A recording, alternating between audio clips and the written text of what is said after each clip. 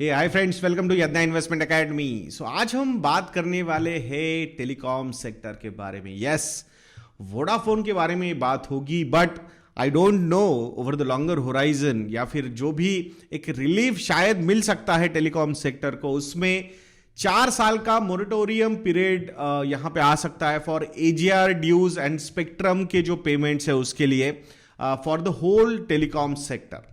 तो इसका सही में कितना बेनिफिट लॉन्ग टर्म में from financial angle point of view या फिर cash flow point of view से वोडाफोन को, या फिर business continuity point of view से वोडाफोन को कितना होगा, I seriously have doubts. But दो कंपनीज है, उनके लिए काफी अच्छा बेनिफिशियल हो सकता है। जो लिस्टेड है, जियो अभी तक लिस्ट नहीं हुई है, and that's why I am not including Jio in this discussion.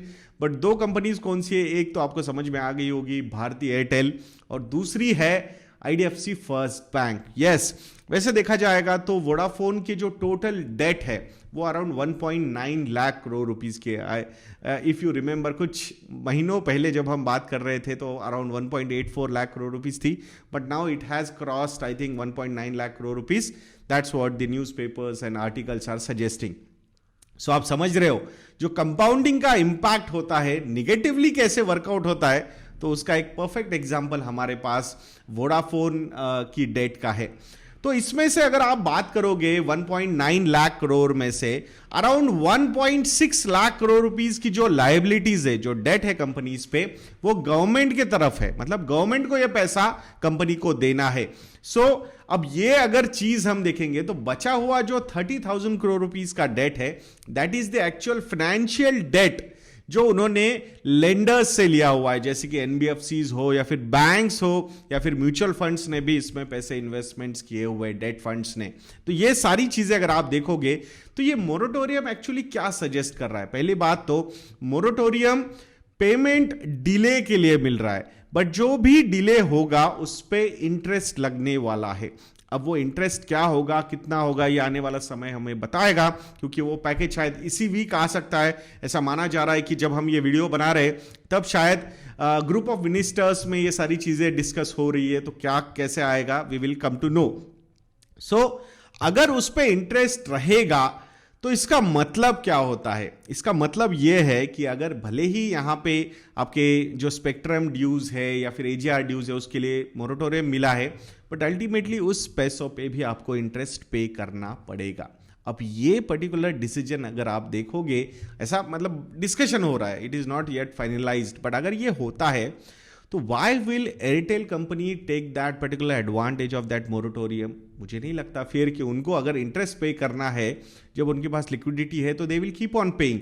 सो इसका मतलब क्या होता है? मुझे इसमें से एक ही चीज समझ में आ रही है, शायद जो फाइनेंशियल इंस्टीट्यूशंस है जहां पे ये एनपीए क्रिएट हो सकता है, एटलीस्ट फॉर नाउ गवर्नमेंट को ऐसा लग रहा है कि यार ये फिर से एनपीए के प्रॉब्लम्स नहीं होने चाहिए। इसके कैस्केडिंग इंपैक्ट्स जो है वो काफी निगेटिव होते हैं, and that's why now from the banking point of view मुझे लगता है ये डिसीजन अभी लिया जा रहा है। अदरवाइज अगर इंटरेस्ट उसको पे करना है उस मोरेटोरियम पे, जो भी पीरियड होगा उस पे, सो ऐसा कोई बेनिफिट इमीडिएट तो मुझे नजर नहीं आता। हाँ, business continuity for some time it will be there, but the biggest advantage this particular move will have is on banking and NBFC space and the debt funds जिन्होंने इनको पैसे दिए हैं।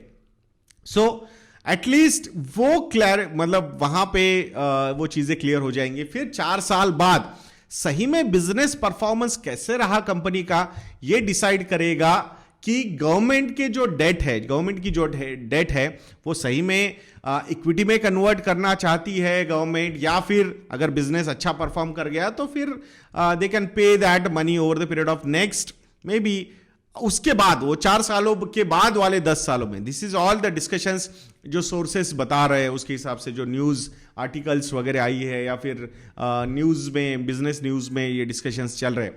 तो we don't know what exactly is going to happen, but मुझे ऐसा लगता है कि श्योर शॉट विनर्स जो इसमें से निकलते हैं वो definitely financial institutions which have lent money to Vodafone Idea and Bharti Airtel, because उनको अगर बेनिफिट मिलेगा तो इनको भी मिल सकता है अपार्ट फ्रॉम मोरेटोरियम वाला, क्योंकि ये जो इंटर यूसेज चार्जेस वगैरह है वो भी शायद कम हो सकते हैं, ऐसी बातें हो रही है। तो वो बेनिफिट तो मुझे लगता है सबसे ज्यादा भारतीय एयरटेल और जियो को होगा।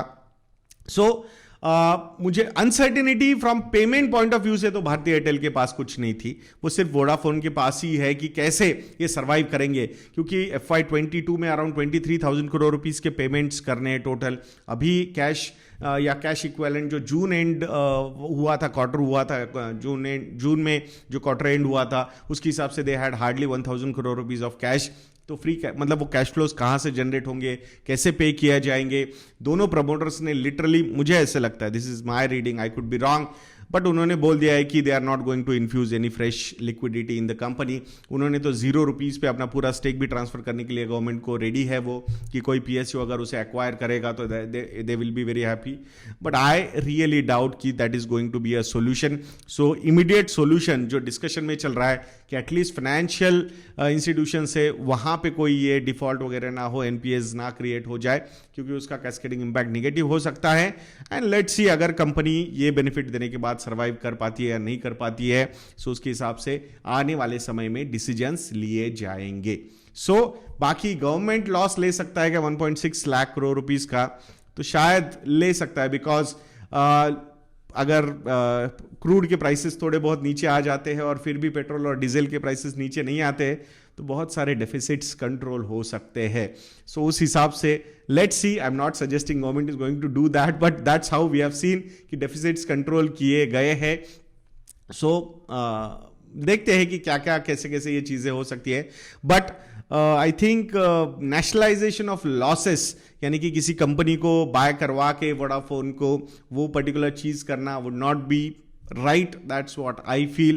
Otherwise it's like just we are just trying to postpone the crisis, which is not going to be right. बाकी जो डर है जो मार्केट ने क्रिएट किया है, ऐसा मुझे लगता है कि डिओपॉली हो जाएगी, मतलब भारती एयरटेल और जियो आ जाएंगे तो बहुत सारे प्रॉब्लम्स हो सकते हैं, फिर they are going to manipulate the prices. भाई फिर रेगुलेटर का काम क्या है? So regulator can fix these things, ऐसा मुझे लगता है। A healthy competition should be there, but obviously कुछ भी तरीके से कस्टमर्स को मतलब वहां पे उनसे पैसा नहीं निकाला जाएगा, that's what I feel. But healthy competition या फिर वर्ल्ड मार्केट में जिस तरीके से चार्जेस वगैरह है, थोड़ा बहुत एवरेज रेवेन्यू पर यूजर का आई थिंक ग्रोथ होना जरूरी भी है।